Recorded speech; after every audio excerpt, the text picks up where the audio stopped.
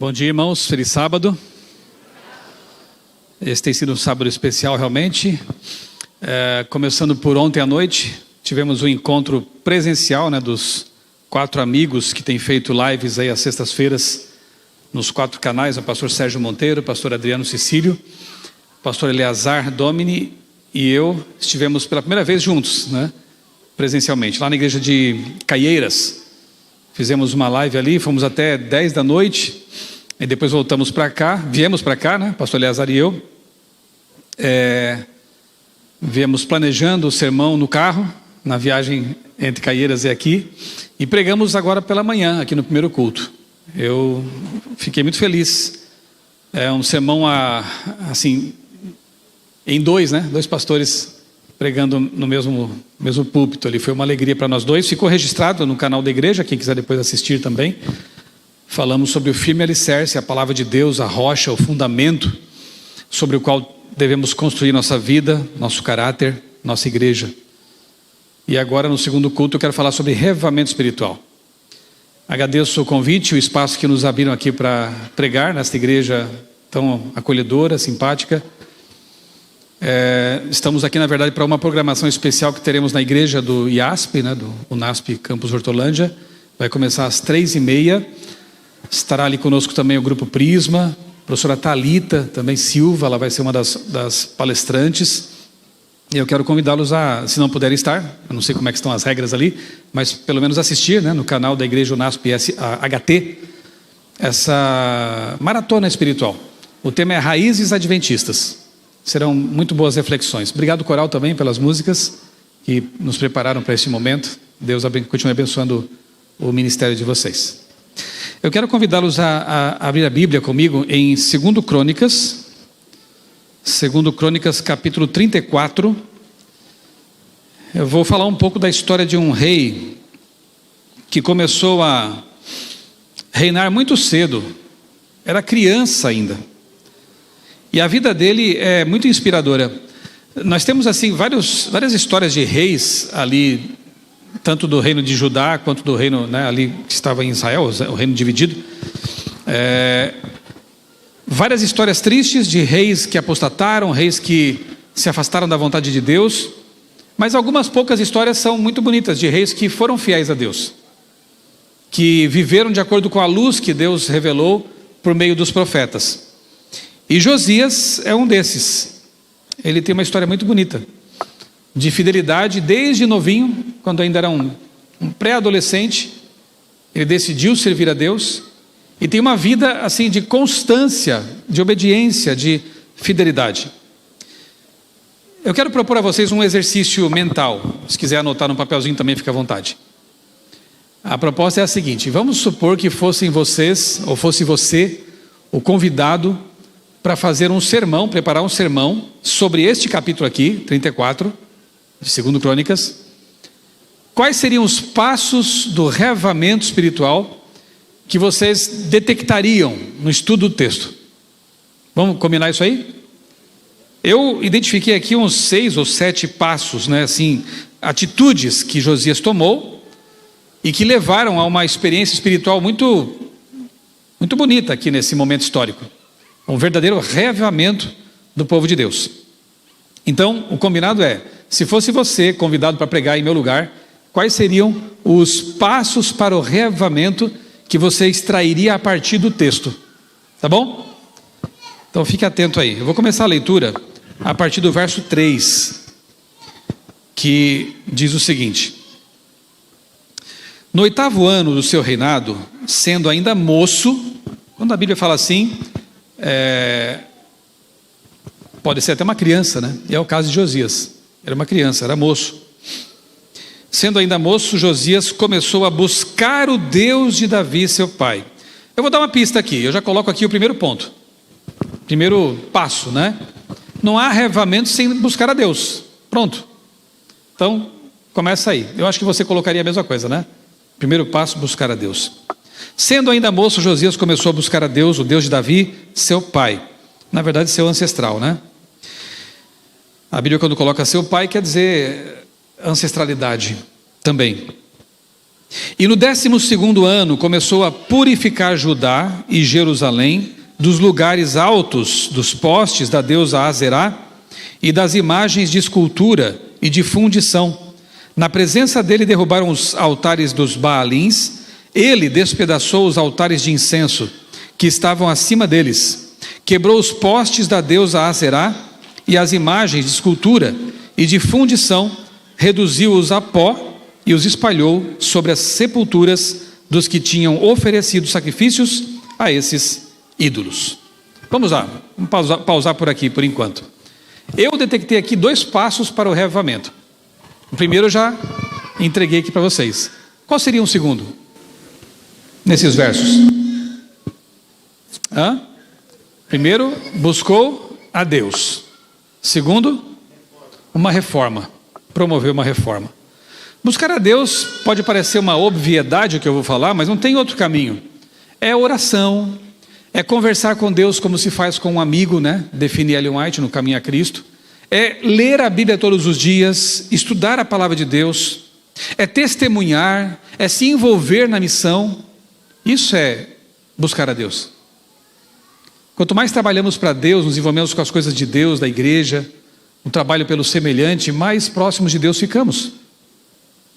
Aquela oração em que Jesus define assim, né? Entra no teu quarto, fecha a porta, e ali você derrama o coração, você se abre com Deus, você conversa com Ele. Isso é intimidade com Deus. Não existe reavivamento sem primeiro você passar por essa experiência de ter uma comunhão pessoal com Deus. Mas não para aí. Uma vez que você começa a buscar a Deus e conhecer mais a palavra de Deus, a vontade dEle, você começa a perceber que tem coisas que precisa mudar em sua vida. Essa é a reforma, né? O reavivamento leva à reforma. Reforma sem comunhão com Deus é formalismo. Pode ser até fanatismo, legalismo, né? Mas quando ela brota de uma relação íntima com Deus, com a palavra, aí nós podemos chamar de reforma. Talvez alguém pudesse pensar assim, né? Com a cultura atual do politicamente correto, né? Mas aqui o rei foi intolerante. Ele mandou quebrar estátuas, né, pagãs.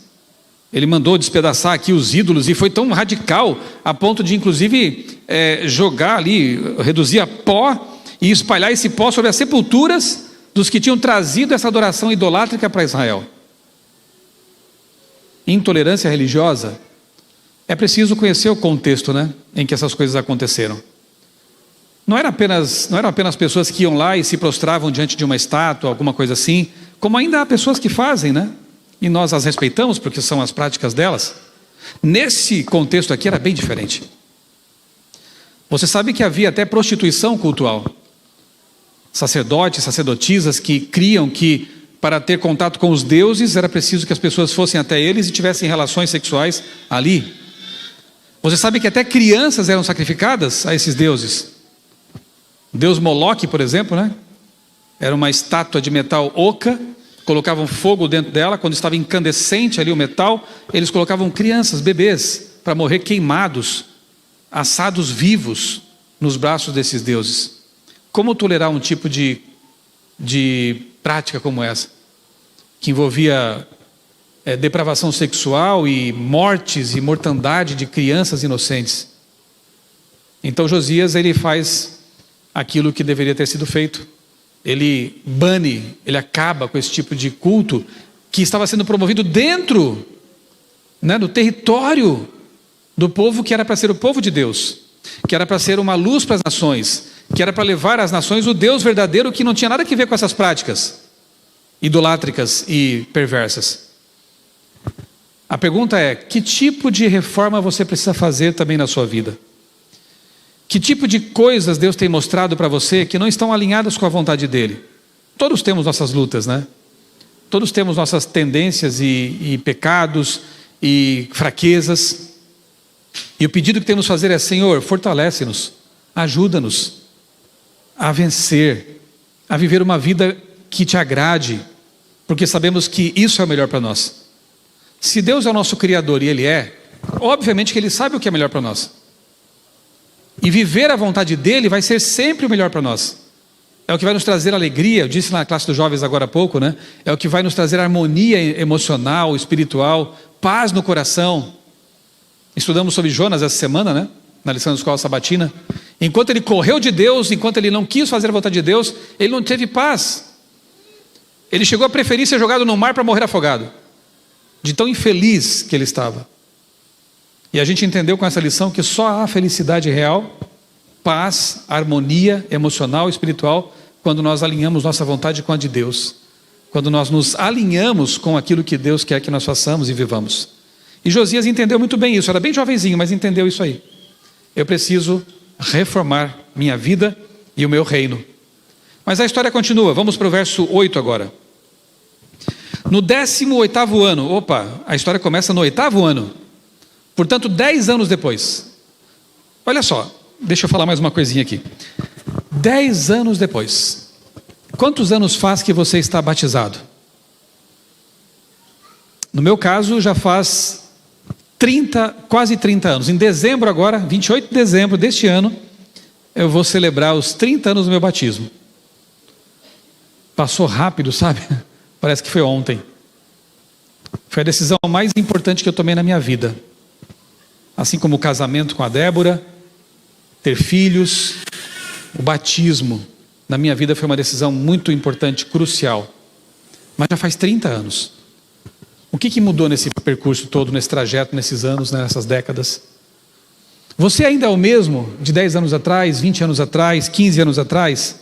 Você ainda tem o mesmo vigor espiritual, a mesma vibração, a mesma vontade de contar para todo mundo do amigo que você conheceu, da verdade maravilhosa que mudou a sua vida? Ou você entrou num marasmo, numa rotina espiritual, numa mesmice? Como é que está a sua vida nesse momento? Se você fosse avaliar a sua experiência espiritual, compara o você de alguns anos atrás com o você de agora, como é que está? Pensa um pouquinho nisso. Será que o Josias desanimou 10 anos depois?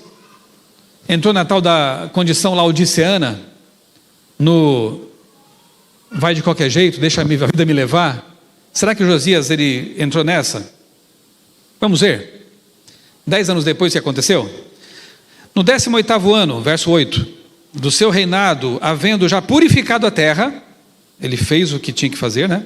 E o templo, Josias ordenou que Safã, filho de Azalias, Maazéias, governador da cidade, e Joá, filho de Joacás, cronista, reparassem a casa do Senhor, o seu Deus. Josias mudou? O que vocês acham? Não. Era o mesmo servo de Deus, preocupado com as coisas de Deus.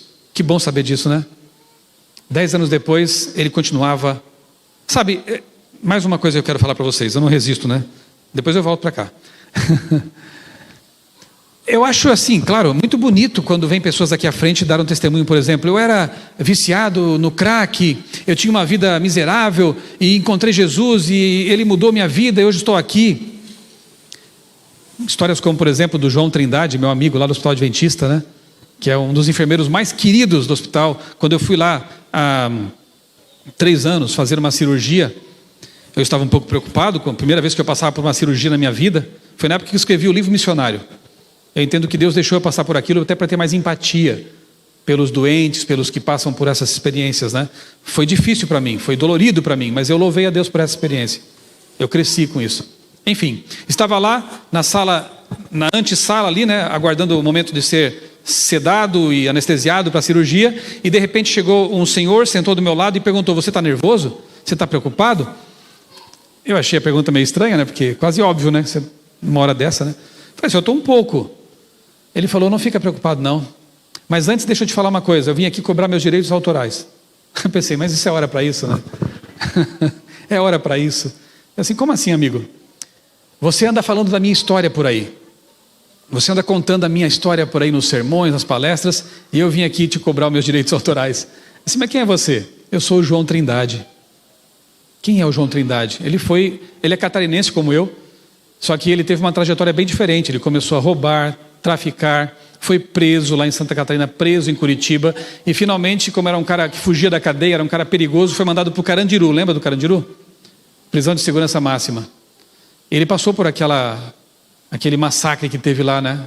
Centenas de presos foram mortos ali. Ele estava lá. E naquela noite terrível, ele pediu numa oração sem jeito, porque ele não tinha contato com Deus. A mãe era evangélica, mas ele nunca quis saber. Ele falou assim: Deus, se tu existe mesmo e me livrar dessa, eu vou mudar de vida.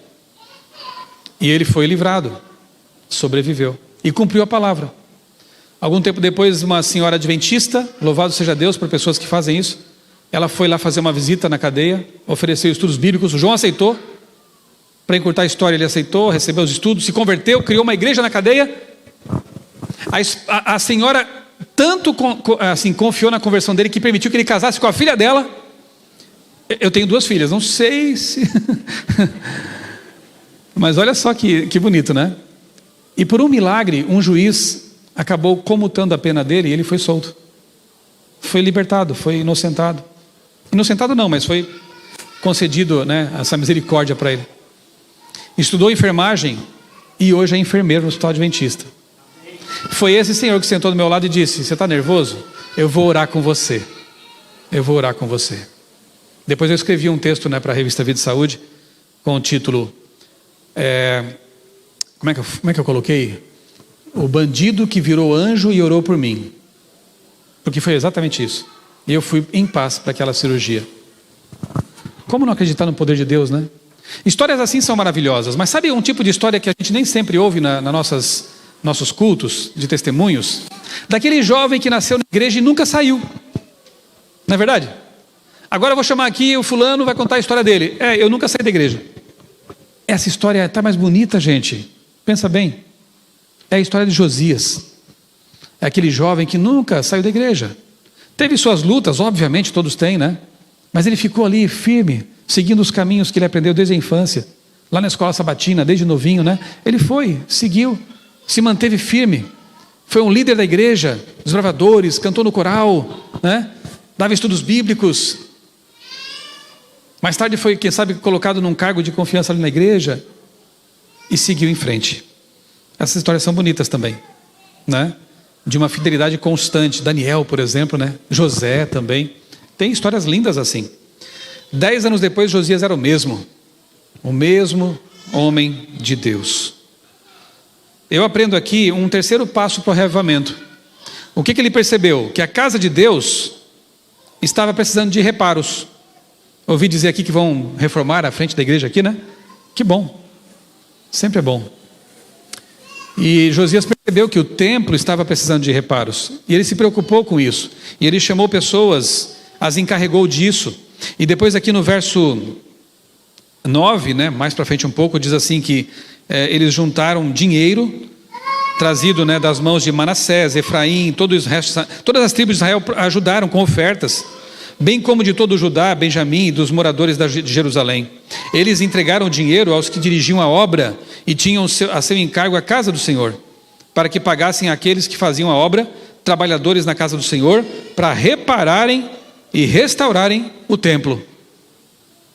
Eu coloquei 2 coisas aqui que envolvem esse reavivamento espiritual. Primeiro, amor pela causa de Deus. Concordam comigo? Você teria posto isso aí também? E mordomia fiel. Você vê que todo Israel participou do processo, dando ofertas, né, para que o templo pudesse ser restaurado, ficasse tão bonito quanto a casa de alguns lá. Mais ou menos aquele sentimento que Davi também teve no passado, né? Como pode eu morar num palácio tão bonito e a casa de Deus ser uma tenda ainda? Eu quero construir um templo para Deus. E Salomão depois efetivou, né? Isso aí. Então esse amor pela causa de Deus. Enquanto alguns só se preocupam em criticar a igreja, apontar seus erros, e ela tem, obviamente. O que Ellen White diz sobre isso? Débil e defeituosa como possa ser, a igreja, ela é amada por Deus. O que mais que ela diz? Embora haja erros e deva haver até o fim, Deus há de colocar tudo em ordem. Eu creio nessa promessa. Deus vai colocar tudo em ordem. Mas em lugar de eu ficar apontando minhas armas para a igreja, atacando, criticando o tempo todo, o que eu vou fazer? Eu vou fazer o meu melhor para ajudar a, quem sabe, amenizar esses problemas, não ser eu o problema. Quero ser parte da solução. Josias fez isso. Ele amava a casa de Deus. Ele amava a igreja, a obra de Deus. Quando eu me tornei adventista, eu pensei e disse para o meu Deus, né, que o Senhor me impeça, se alguma vez eu pensar por um momento em atacar a menina dos seus olhos, a tua noiva, por mais imperfeita que ela seja, por mais problemas que ela tenha, porque ela é composta de pessoas problemáticas como eu não quero ser aquele que vai falar contra. Eu quero ser uma voz que procura ajudar de alguma forma. né? Edificar e não destruir. Josias tinha esse perfil. E a fidelidade da mordomia, né? De nos envolvermos totalmente, de nos entregarmos, de nos doarmos para Deus. E mordomia não envolve só dinheiro, como eles deram aqui para a construção do templo, para a reforma, né? Envolve o nosso tempo, os nossos talentos, né? O nosso corpo. Deus não quer só 10% do que nós temos em termos financeiros, Ele quer tudo. Ele quer o nosso coração, a nossa mente, o nosso todo. E quando nos doamos para Deus, em todos os sentidos, é maravilhoso. É a melhor coisa que podemos fazer. Israel fez isso, atendeu a esse chamado. Eu colocaria então como pontos 2 e 3 desse sermão que você está elaborando aí para pregar depois, né? Amor pela causa de Deus, pela obra de Deus, e fidelidade na mordomia cristã. Vamos adiante, verso 14 agora. Vamos ver se a gente descobre aqui um quinto ponto, um quinto passo para o avivamento. Enquanto se tirava o dinheiro que havia sido trazido à casa do Senhor, Ilquias, o sacerdote, achou o livro da lei do Senhor, ou seja, a Bíblia, né, daquele tempo, dada por meio de Moisés. Então, Ilquias disse ao escrivão Safã: achei o livro da lei na casa do Senhor. Ilquias entregou o livro a Safã. Então Safã levou o livro ao rei e lhe deu relatório dizendo: tudo que o Senhor, ó rei, encomendou aos seus servos, eles estão fazendo. Contaram, olha a seriedade com que se lida com o dinheiro de Deus também, né? Contaram o dinheiro que estava na casa do Senhor e o entregaram nas mãos dos que dirigem a obra e dos que a executam. É assim que se faz, né? O escrivão Safã acrescentou: o sacerdote Ilquias me entregou um livro. Safã o leu em voz alta diante do rei. Imagina a cena. O escrivão toma ali o rolo da lei, né? O Pentateuco, a Torá, e começa a ler: no princípio criou Deus os céus e a terra. E vai lendo. E o rei atento. Qual foi a reação do rei? Qual terá sido a reação do rei? Vamos ver? No verso seguinte aqui, no verso 19. Quando o rei Josias ouviu as palavras da lei, rasgou as suas próprias roupas, o que significa humilhação, reconhecimento, né? Ele se humilhou diante de Deus ao perceber que algumas coisas não estavam de acordo com a palavra. Em lugar de justificar algumas práticas que ainda estavam sendo realizadas por ali, erradas, em lugar de relativizar uma situação, o rei reconhece seus pecados, aquilo que ainda precisava ser mudado, ao rasgar as roupas. Então deu ordens a Ilquias, a Icão, filho de Safã, Abdom, filho de Mica, a Safã, escrivão, e a Asaías, servo do rei, dizendo: vão consultar o Senhor por mim e pelos que restaram em Israel e Judá, a respeito das palavras deste livro, que foi encontrado, porque é grande o furor do Senhor que se derramou sobre nós, porque os nossos pais não guardaram a palavra do Senhor para fazerem segundo tudo o que está escrito neste livro. Olhe para mim. Que passo de reavivamento encontramos aqui nesse trechinho que eu acabei de ler? A centralidade da palavra, da Bíblia, no reavivamento, na vida, no reino, na nossa vida, nossa experiência. A Bíblia estava perdida na casa do Senhor. Olha que coisa triste, né? Aqui vai um recado para nós, os pregadores, para vocês que pregam também. Que tipo de mensagem as pessoas têm recebido quando vêm aqui à igreja? Será que elas ouvem e vão para casa abastecidas com a palavra de Deus, com a mensagem que vem da palavra, com a mensagem dos profetas, com a mensagem que o Espírito Santo entregou para eles? Ou elas voltam para casa com sermões de cunho humanista, baseados em opinião e não na revelação? Nós, os pregadores, temos o dever sagrado de pregar a palavra. Eu entendo que sermões temáticos são importantes, né? Há momentos na igreja, no calendário eclesiástico, que trazem reflexões importantes, mas tanto quanto possível, preguemos mais sermões bíblicos, sermões expositivos, deixar que o texto fale e nos confronte nos alimente, nos repreenda quando necessário. Quando as pessoas vão ao templo, elas têm que encontrar a palavra, como aconteceu aqui. E quando encontrar a palavra, não buscar justificativas, mas sim rasgar o coração. Senhor, eu entendi, me ajuda, me muda, me transforma, me reaviva, me converte. Então o rei, e tem um detalhe aqui no finalzinho do verso 21, né? Segundo tudo que está escrito. Essa é a hermenêutica de Cristo, digamos assim, né? Quando nós encontramos Jesus ali caminhando para Emaús, eu citei isso no primeiro culto, ele então começa, primeiro ele escuta, né? A empatia é importante, ele escuta ali os dois discípulos que estavam arrasados, Cleopas e o outro, né? Ou a outra, não sabemos quem é aquela segunda pessoa, estavam ali tristes, Jesus tinha morrido, não criam na ressurreição ainda, e começam a desabafar para aquele estranho. Ele os ouve, ele caminha com eles, empatia. E lá adiante ele começa a falar, e quando fala ele introduz a palavra. E é dito no texto que começando por Moisés e todos os profetas, explicava-lhes o que ao seu respeito constava em todas as escrituras. Toda a Bíblia é a palavra de Deus. Paulo diz isso, né? Toda a escritura é inspirada por Deus. E aqui é dito mais uma vez, fazer tudo o que está nesse livro. Eu não tenho o direito de selecionar, de fatiar, de recortar, e só abraçar o que me convém. Não é assim que Deus espera que nós hajamos com relação à sua palavra. Não sou eu que determina o que é inspirado e o que não é. Isso é grave. Eu preciso crer em tudo que está escrito. Estudar, entender, levando em conta o contexto, obviamente, sempre, né? Cultural, histórico. Mas entender que toda ela foi inspirada por Deus. Foi a atitude do rei Josias, para fazer tudo. E ele pede então que seus representantes vão buscar quem? Vamos ver. Verso 22. Então Ilquias e os enviados pelo rei foram falar com a profetisa Hulda, esposa de Salum, encarregado das vestimentas da casa do Senhor. Filho de Tocate, filho de Harás, Hulda morava na cidade baixa, em Jerusalém. Eles lhe contaram o que havia acontecido, e ela passa então depois a aconselhá-los. Isso aqui é fantástico.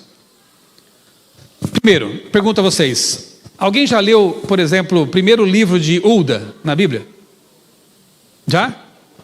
Ou segunda carta de Hulda, alguém já leu? Claro que não, porque não existe. Então quer dizer que Hulda não escreveu nada do que está escrito na Bíblia? Não. Assim como João Batista também não. Alguém já leu a carta de João Batista aos Romanos? Não, João Batista não escreveu nada do que está na Bíblia. E se escreveu não foi preservado porque Deus não assim julgou necessário.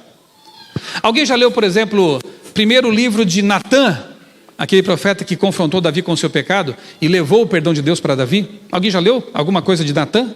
Não. Esses profetas que não tiveram nada escrito, registrado no cânon, são profetas não canônicos, ok? Mas pergunto, são menos inspirados do que aqueles que escreveram coisas que estão na Bíblia, os canônicos? Não. O mesmo Espírito usou a todos, e sem fazer distinção de sexo, percebeu? Assim como temos Natã, temos Hulda. Assim como temos Simeão, temos Ana. Assim como temos Paulo, temos Ellen White. Deus não faz acepção de sexo com respeito ao ministério profético. E o rei aproveita essa tremenda oportunidade, porque naquela geração, naquele momento histórico, tinha uma profetisa, que eles reconheciam como de Deus. O que faz o rei? Encontramos a palavra, mas nós temos também uma profetisa de Deus aqui. Vamos buscar orientações dela? Vamos buscar conselhos dela? Você já entendeu o que eu estou dizendo aqui agora? Já entendeu o meu recado aqui nas entrelinhas? A centralidade da palavra, mas o privilégio e o presente que Deus nos concedeu ao, no século XIX, usar uma menina, 17 anos quando teve sua primeira visão, numa sociedade de Barbados, ele usa uma menina frágil, doente. A igreja reconhece o ministério dela, e ela dedica 70 anos de sua vida para um profícuo ministério profético, de pregação, de ensino. Maravilhoso isso. Vamos desprezar esse ministério? Vamos deixar na estante, esquecido? Josias não fez isso. Mas já temos a Bíblia, já temos a Torá. Ótimo, de fato é a luz maior. Mas por que não buscar as orientações também da profetisa não canônica, que é inspirada pelo mesmo Espírito? Que história bonita, né? Que lição para nós também. Temos uma profetisa? Aproveitemos. Leiamos, estudemos, né? E abracemos esse dom, essa maravilha. Então tem os profetas canônicos, escreveram partes da Bíblia. E tem os profetas não canônicos. Não há registro de coisas que eles tenham escrito na Bíblia. Para nós, Ellen White é uma profetisa não canônica. Não é uma segunda Bíblia, a obra monumental dela.